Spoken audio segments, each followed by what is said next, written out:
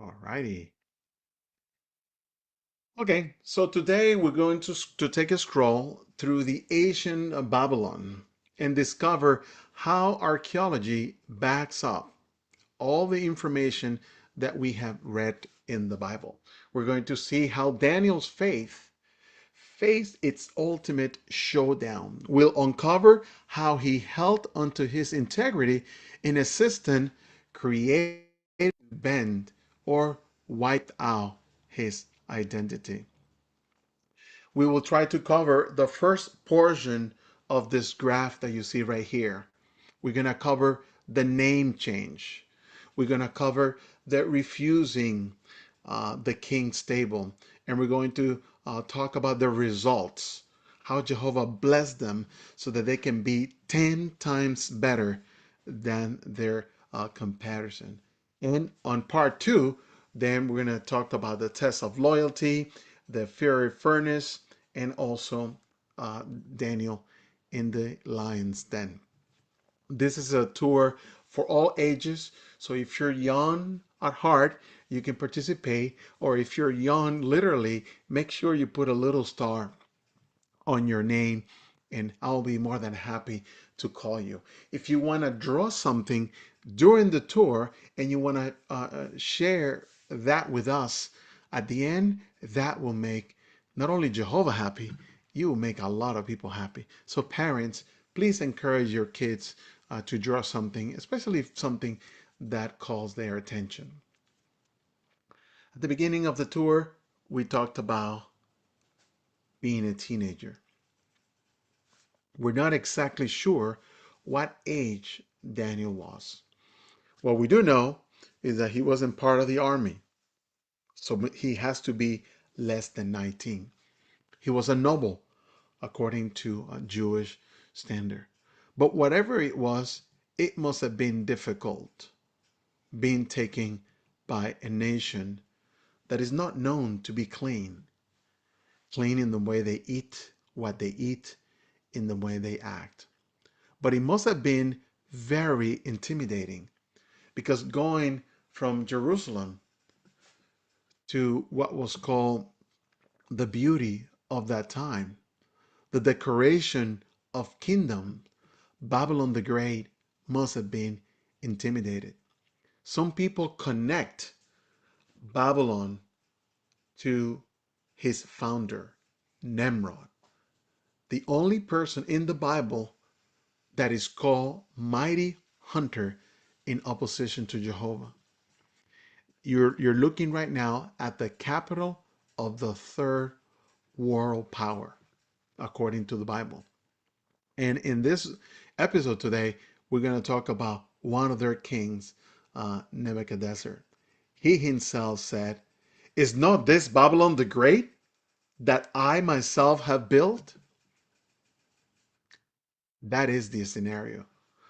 So, as I mentioned before, Daniel was likely a teenage prince taken to Babylon in Jehoiakim third year. And we're talking approximately spring 618 before our common era.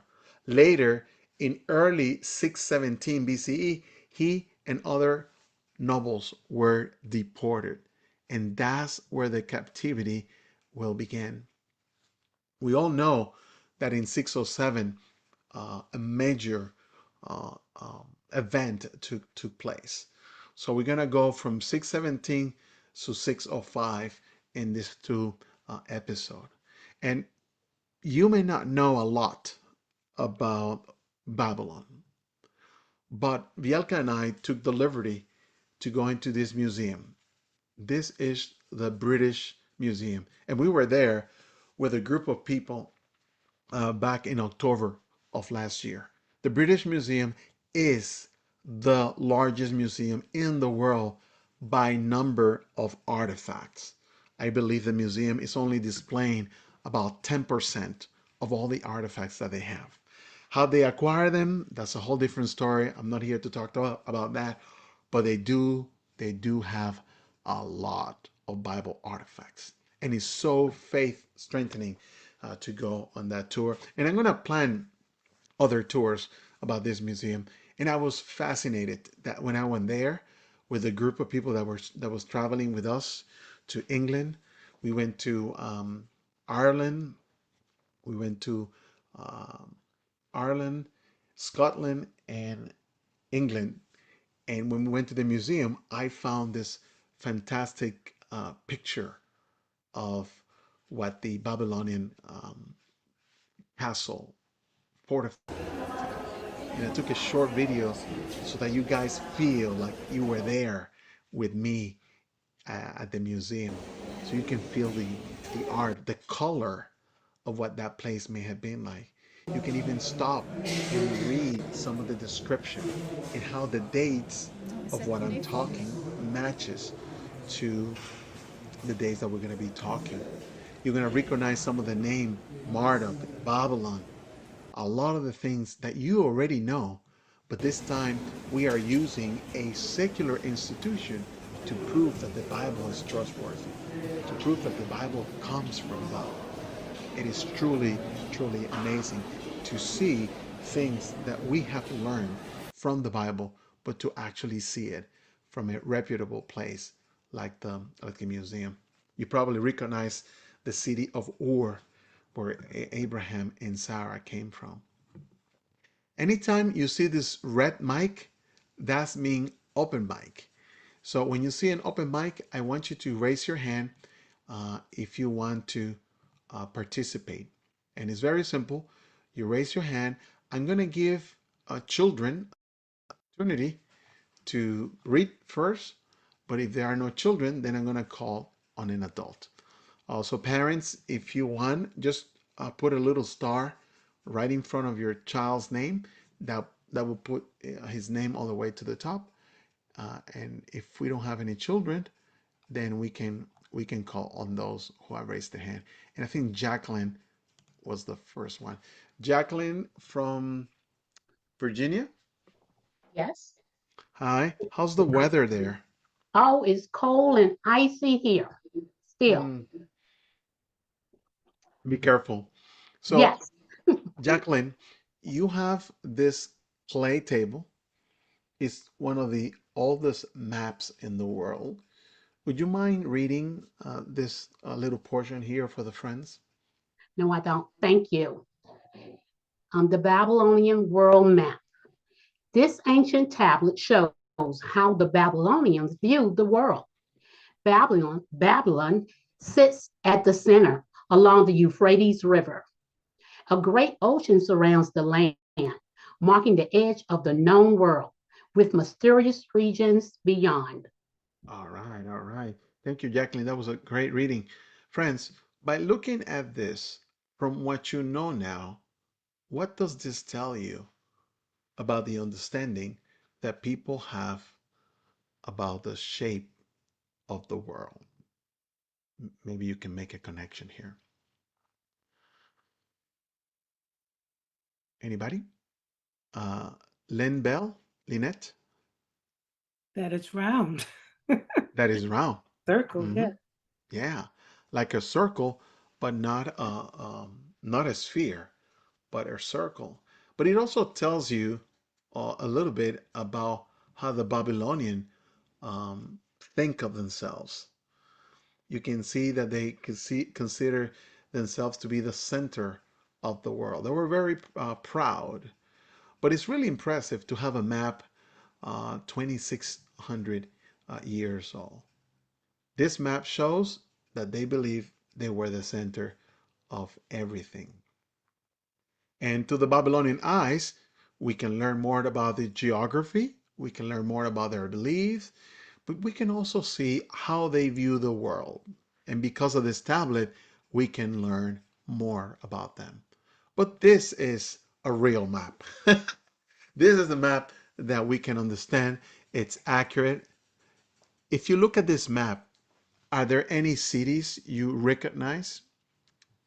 Raise your hand and call out some of the cities that you can see on this map. Let's call Jackie.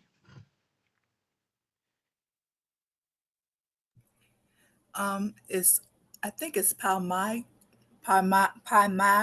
I'm sorry. Palmyra. Yes, Yeah. Palmyra. Yes. Thank you, Jackie. And we're going to ask Betty I say Gaza, Megiddo, Tyre, Sidon, Damascus, and Lachish.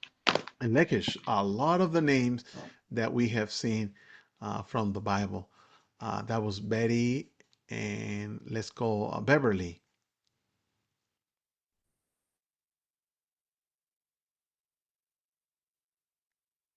Beverly, you will get an invite to open your mic. I see Nineveh. Nineveh. Now we're talking. Here, Nineveh, right here. And you're going to see a lot of connection. Merida Johnson. I see where Ah, Abraham and Sarah started out on there their you go. journey. hmm Look how close Ur is to Babylon. Friends, what you're seeing on the screen is actually the area that the Babylonian Empire conquered or they have under their control. And we can see Jerusalem right here. And we can imagine the distance that they have to travel. All right. I'm showing you this map so that you can envision in your head what was the traveling arrangements of that time.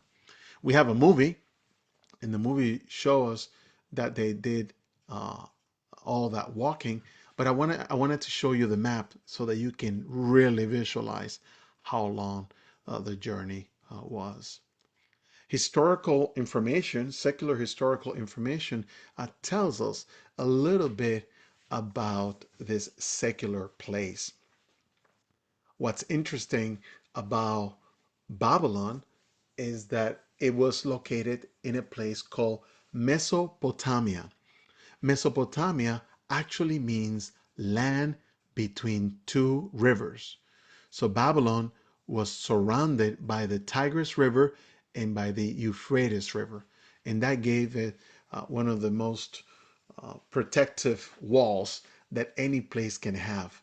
No one can enter Babylon without crossing one of their bridges. And if the bridges were up, there was no way to get in or to get out. It was the heart of the Fertile Crescent because between the two rivers, the land was rich. So everything that grew in that area was very prosperous. And the irrigation system, because of the river, made it very easy to cultivate. So you could imagine the center of commerce. The rivers were also highways. So they had a surplus of food, they had the ammunition to have laws. Babylon have all the reasons to be a powerful world power with literally no enemies. No enemies. Some of the major cities, as you guys already pointed out, are the city of Ur, Babylon, and Nineveh.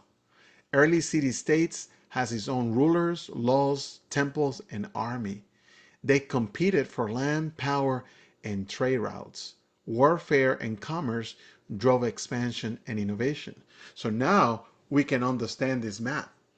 Now we can understand how the Babylonians became a world power. But not literally or secular definition of world power. World power, according to the Bible, means what? Do you remember what the May 2020 Watchtower defined world power? Jennifer Cantu? Was it because they had dealings with God's people? There you go. So thank you, Jennifer. So not only do they need it to be powerful, they have to attack Jehovah's people directly, pretty much like Russia and his allies are doing today to Jehovah's people. Friends, wow, we are at 760 and we began with, I don't can remember the number. If you're new and you're joining our tour, please become a channel sponsor. We're going to mention your name.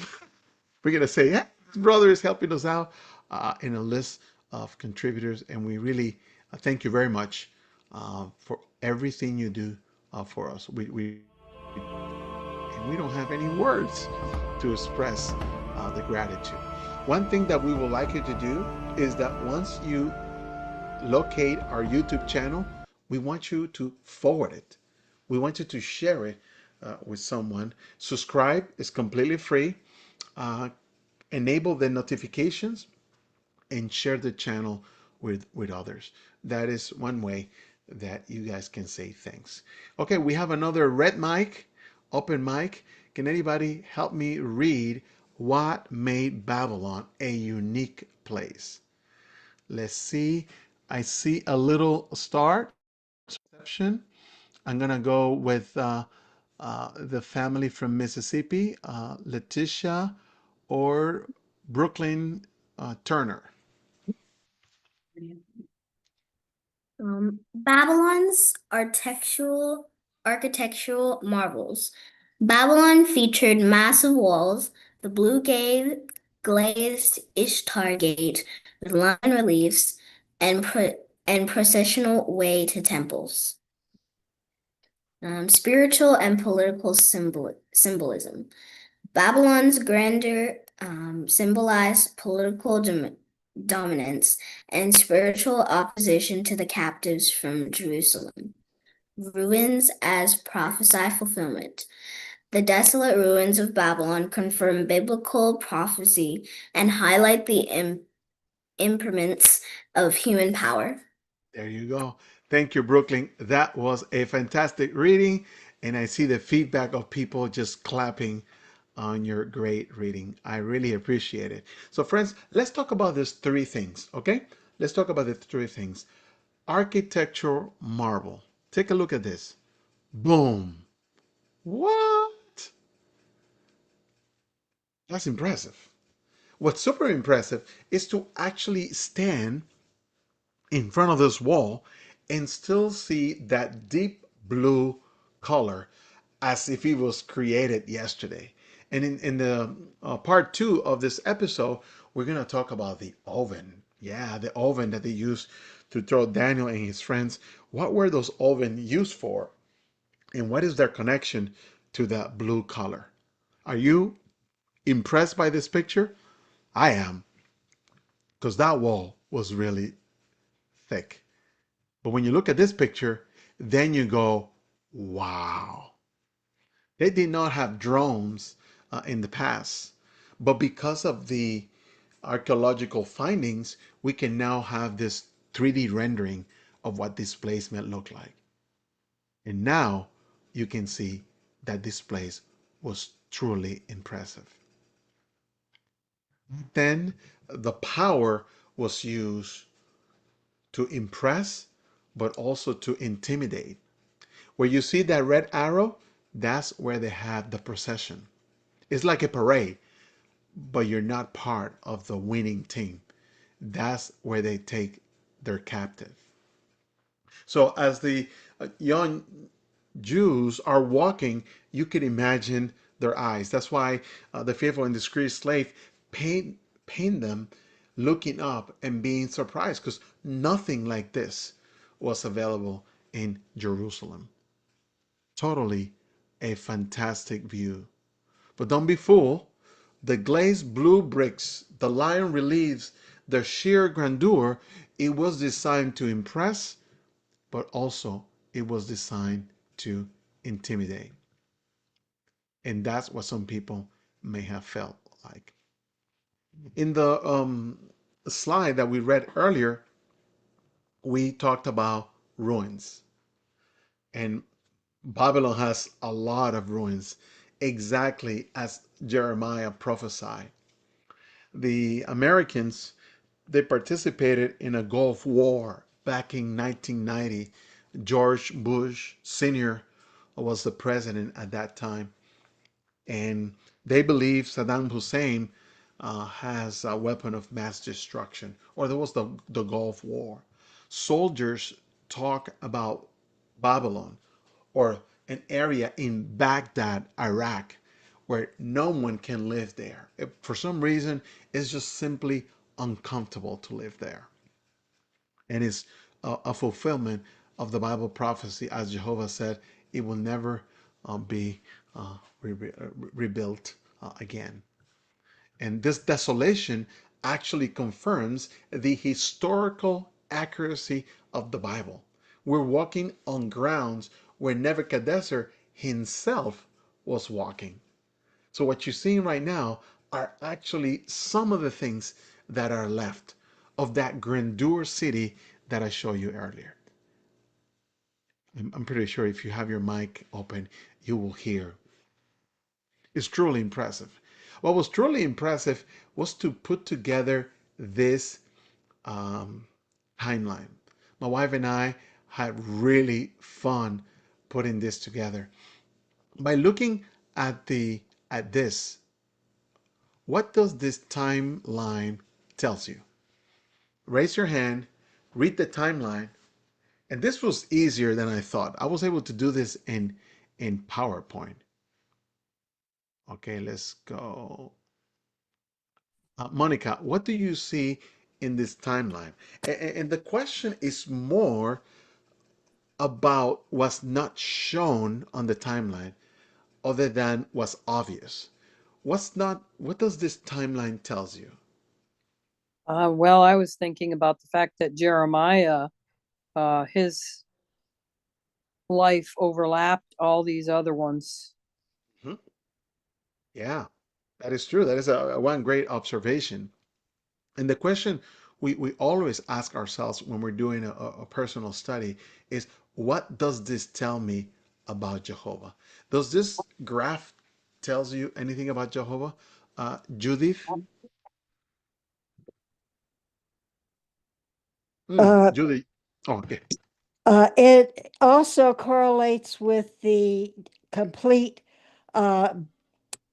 Jewish exile from the beginning of the exile till forget the name. He released the Jewish exiles, and they were able to return to Jerusalem and rebuild it under Nehemiah. Yes, Cyrus. I think you're talking about Cyrus, Cyrus. There yes, you go. thank you. Don't worry. This is a family study we're having right now, so it's okay. Uh, Charvian Yes, Edmonds? yes. It also for me shows that especially like 10 years or so before the destruction of the temple, Jehovah actually increased the prophets that that he sent to Jerusalem to warn them. Yeah. And that is the God that we serve. He always gives warning before anything else. Anybody else? What do you see on this timeline? Let's call on Sonia Stewart. I lowered my hand because the sister covered the same thought. I was just impressed by the number of prophets There you that go. Jehovah sent Can you to count? warn the How people many? to prepare them for what was coming. How many prophets did Jehovah use in a short period of time? 3, 6, 7. I see 7. And what does the number 6. seven means? Yeah, 7. What does the number seven means? Ah, there's always something. Always something. Always something. Let's call Tara Johnson. Yes, the number 7 means whole or complete. There you But go. then one of the things that I also noticed is that despite you could tell from the timeline and it obviously onward that Jehovah, even though the destruction of the temple came, had never left his people. Never. He was there before, during, and after. That's why I enjoy doing timelines because there's so much you can extract from that. Melissa Hartfield? Yes, I was just gonna piggyback over what the sister had said. The number 7 means spiritual perfection, divine fulfillment, especially over Jehovah's finished work. And we can remember that when he had rested after the seventh day of creation, and There you also go. the 7 seals, 7 trumpets, and 7 churches in Revelations. There you go. There you go. This is turning interesting. Do you feel empowered? Do you feel the love of Jehovah? Did you feel the fact that he's leaving clues for his people to see? Cynthia, what do you see from here? Me, Cynthia Hill. Yes, you raised your hand? Yes, I did. I was just thinking about they were saying number 7 is heavenly completeness. Mm-hmm. Yeah, yeah. So now that we're in the book of Isaiah, we want to think about all these things, and we want to know what does this mean, especially as we approach the end of this system of things. Betty Chapman, Betty Chapman, Michelle Hamilton. Yes, I was thinking too, when Jehovah in Amos, it says he doesn't do anything without revealing things to his confidential. Um, he, I forgot how it goes. Now I'm getting it mixed up. But in Amos, he always does something with his confidential matters with his prophet. So I just love how he's true to his word. We have history. We have modern day verification. Jehovah doesn't do anything unless he reveals it first to give us that preparation. And what greater way to find that out by having a personal study, drawing the lines and the dates and saying, wow, 7 prophet, and at no time they were by themselves. And just as they were getting closer to the destruction of the temple, Jehovah increased the number that they had at any given time. And I did this is called a timeline, but there is another way to draw this. We can draw it by geographical location, and you can see how Jehovah had everything covered. This was very fun to do it. If you have a better way, like if you're an artist and you know how to do infographics and you think you could improve this timeline, feel free to send it to me. That way we can all benefit on the next tour. Okay? Alrighty, time for some trivia. What was Daniel's Babylonian name? Raise your hand and let me know. Let's go to Florida to the Miller family. Miller family, what part of Florida are you from? Altamont Springs? Altamont Springs. We are in Jacksonville. Oh, okay. Belteshazzar. Belteshazzar. Is that the right answer? Judges? And they say yes. Belteshazzar, but what does that name means? Friends, you have another opportunity. There is that red mic. I'm gonna look to see if there are any young ones in the audience. Oh, I see the, oops, I clicked the wrong mic. Saint Albert family. Belteshazzar means protect the life of the king. This was the Babylonian name given to Daniel after he was taken into exile. The name honored the Babylonian god Bel, and he and was meant to change Daniel's identity.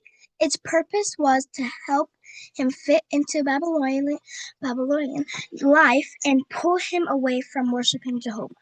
Wow, excellent reading. Thank you. That was beautiful. Thank you, thank you. And all the friends are clapping and they're cheering. Well done. Protect the life of the king. And that's what Daniel did. Did you know?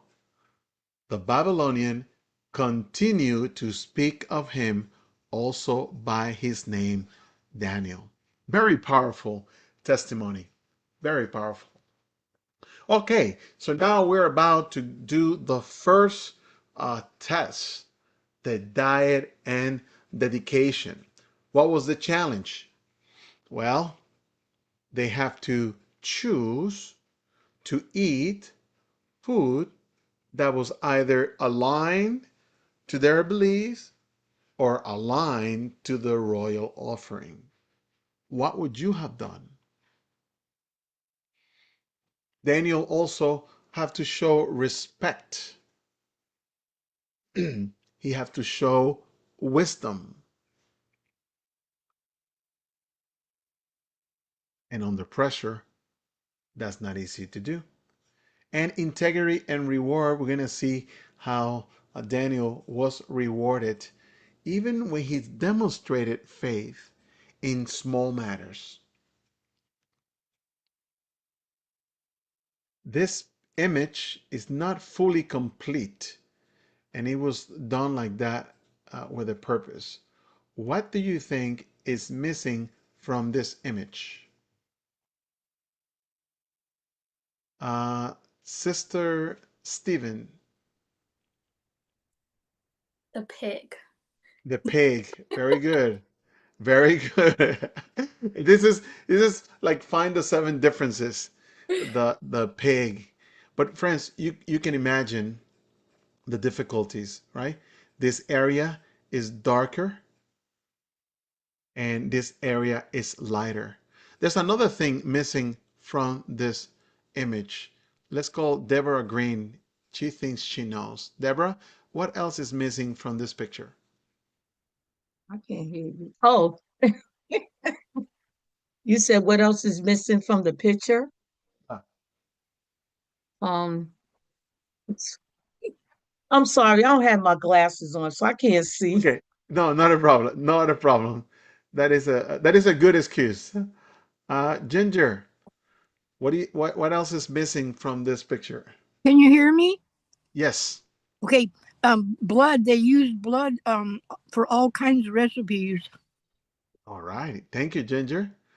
And there's one more thing that was missing that showed up in that movie. Denise. That was missing that showed up in that movie. Oh, Denise, you have me on speaker and it's gonna create a feedback. Eva, Ross? It's the wine. The wine. Okay. Oh, sorry. Yeah, it's the wine, but there's something else. It comes, we call it Lobster? Oh, the sorry. lobster. Well done, Tara. To give a clue without giving the word. Yeah, seafood.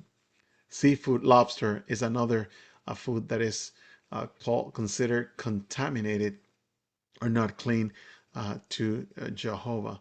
So how did this 10 times better actually work?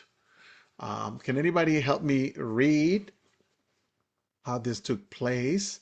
And please put your glasses before you raise your hand.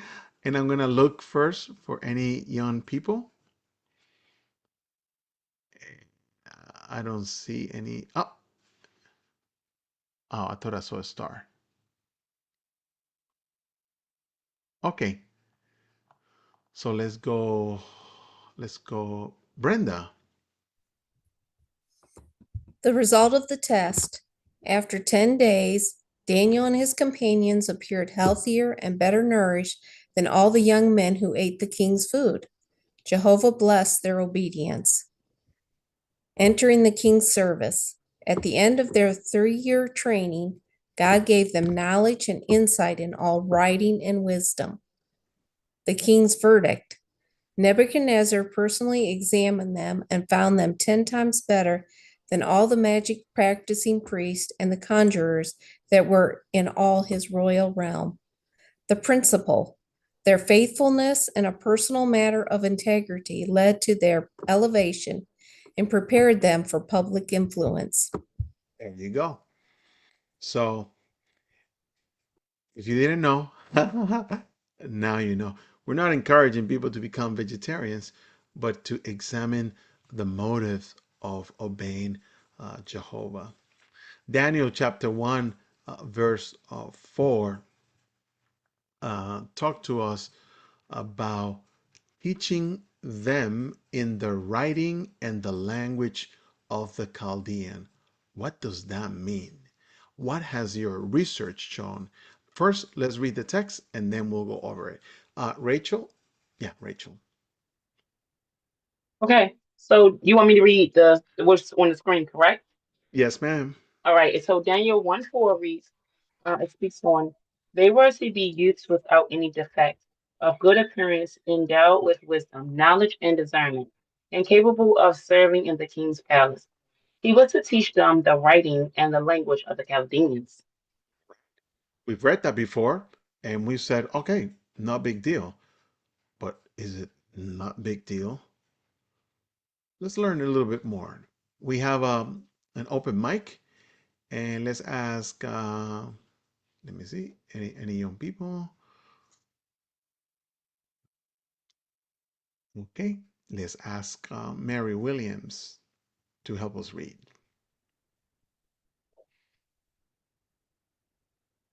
Mary? Yes, it says Hammurabi Code. The code of the Hammurabi functioned as a legal curriculum model in scribal schools. Students copied legal cases modeled after Hammurabi style laws. Legal formulas used in contracts followed Hammurabi's structure. Hammurabi. Law was taught Law was taught through case-based learning. If X happens, then Y follows. This method was still in use during the Neo-Babylonian period in Daniel's time. Okay, and this statue, it's found at the British Museum as well. So we have an idea of what the curriculum that the Bible talks about. We have an idea of what they may have studied. So what type of education? Well, we already talked about reading, writing, right? Mathematics, accounting, astronomy, astrology, law and administration, religion, ritual, and divination, elite court education, leadership, and training. And in the movie, we see how the king will quiz them about this. And Daniel and his friends, because of Jehovah's help, they were able to perform very well, 10 times better. And this piece, the one below, is found at the British Museum, and the one above is found at the Met in New York City. We have also discovered many written clay tablets, and these tablets could last for thousands of years because of the material that they use. What's the major difference? It's just the combination of the tablet being dry in the sun or baked for permanence. The Babylonians love to bake. And we're not talking about baking cakes, but baked stones and other ceramic tiles. The cuneiform writing, according to some experts, appears to be the world's first writing system. It was used for laws, it was used for taxes and trade and other stories. It turned information into permanent power because it was written. But here is the fascinating Bible gem that my wife and I discovered yesterday. Does anybody here remember what language is the book of Daniel written?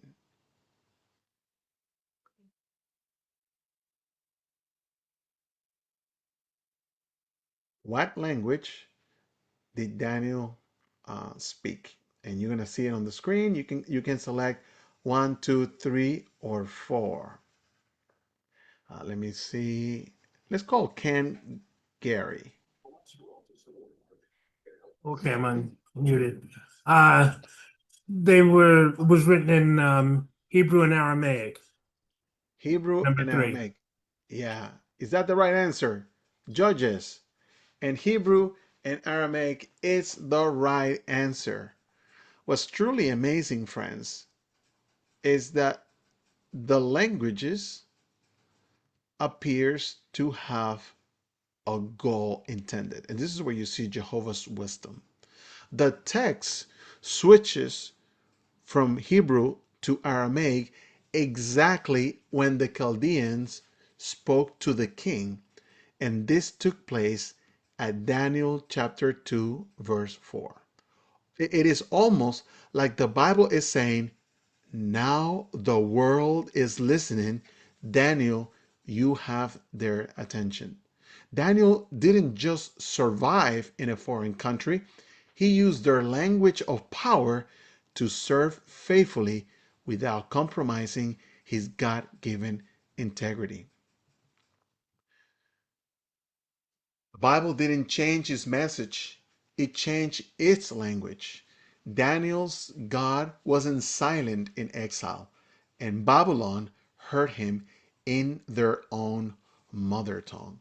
So, whenever you are doing metro witnessing and you want to share this Bible gem, you can share this with the friends. The book of Daniel was written in two languages. Everybody knows that. Everybody knows that Hebrew was the language spoken in Israel, but very few people know that the Aramaic portion that appears in Daniel's book is at the time where he's addressing the king. And that, my friend, that was powerful. It's like getting a megaphone and all of a sudden, and now you have everybody's attention. So friends, feel free to take a picture of this so that you can study it at a personal level. We simply don't have time to go over to this level of detail, but now you know a little bit more about the book of Daniel and the language and why was it used. Anyway, let's continue about the type of education that they received in Babylon. Here we have a clay tablet that appears to be for math, and you can see the columns. It's like the first Excel sheet. So first, it recorded the use of arithmetic, addition, subtraction, multiplication, division. It developed a place value system, and it uses a sexagesimal base 60 numerical system. So they receive a what today will be compared to a high school education. So what was the Babylonians known for? What was it that they did that really made them different? Well, they perfected the wheels, the plows, the levees, the irrigation system, and those things gave them a boost when it came time for farming and transportation. Their clay tablets are still available today because they baked them, so that made them even harder to destroy. Their use of mathematics, calendars, and other things show that they improve the record keeping and planning. All of these advantages gave them um, uh, a portion in technology supported trade, construction, and city management. Mesopotamia became an Asian innovation hub that influenced the world. All the people traveling through those two rivers have to stop by Babylon, like when you stop on a highway. With all of that covered, now we can understand how religion played a role with power. King ruled with the support of the priest. And according to them, God controlled the nature, the crops, and their success. And the buildings that looked like a staircase to heaven, the ziggurats, were built as temples, and they were built as power symbol. With all that in mind, think about this image. 3 years have passed. The time have come for this young man to enter the king's service. Nebuchadnezzar examined them personally, and something remarkable happens. Daniel chapter 1, verse 17 tells us that God gave them knowledge and skill in all learning and wisdom, and specifically that Daniel also understood all kinds of visions and dreams. Let me ask you something. Is this the first time that Jehovah has given expertise to a human? Can you think of a Bible character that Jehovah gave wisdom, especially when he came to build the ark? Amina? I'm the chicken lady from a couple years ago, but Oh, I'm thinking of Joseph. Joseph, very good. Joseph, very good. Patty? Well, he had to give Noah and his family, quite the strains for them to be able to uh, build the ark. But I was just thinking more specifically of David and Goliath and how he said it was in Jehovah's name that he was going to be slaying Goliath and how Jehovah enabled him to do that. That is true. That is true. Very good with Noah. He was asked to build an ark from zero. Any other Bible character that Jehovah gave this wisdom to be able to do things? Melissa? Solomon. Solomon, that's true. Young Solomon had to build this temple. Nancy? I would say Moses. The scripture said he was given wisdom in all he was given knowledge of all the wisdom of Egypt at the time. Very good. Thank you, Nancy. Ginger? I was thinking of when Jehovah had them build the tabernacle, that he had that man, I forgot the man's name, but he trained everyone else how to make everything gold, silver, all the fabrics, the weaving and everything, and the utensils. Yes, I know the name, but before I share it, I want to give an opportunity for somebody to share it. Charlotte, it begins with the letter B and the letter O. Well, I want someone else to speak on. Okay, thank you. And so far, all the answers that you guys have provided have been very good. Brittany. I believe it's called Holiab and Bethel. Yes. Yes, yes, yes. So we have what lawyers call precedent. Something has happened in the Bible that when it happens again, you can now know and say, wow, that has happened before. And Jehovah can make it happen again. And this is something for us to think about. If you're lacking something, the Bible says keep asking, keep knocking, and Jehovah will give it to you in due time. So to having this young kids, teenagers in front of a king, I mean, everybody gets nervous to be in front of a judge. But this was significant because now we're talking about a Babylonian court, the center of worldly wisdom at that time. The Babylonians have their own astrologers, magicians, wise men who claim to have special knowledge. Yet this young Hebrew captive outperformed them in a big way. This wasn't because they were naturally smarter, it was because Jehovah gave them that ability. Think about the implications here. Daniel and his friends did not have to compromise their faith in order to succeed in the Babylonian system. In fact, their faithfulness to Jehovah is what made them excel. Their obedience in the smallest thing, talking about the diet, led to Jehovah bless them in greater when it has to do with their responsibility. And this wasn't a one-time deal. It happened to them many times. I would like to conclude today's tour by reading this text from Proverbs 22:29 and how this text applies to Daniel, but it can also apply to all of us. Let's ask Nia Pontes.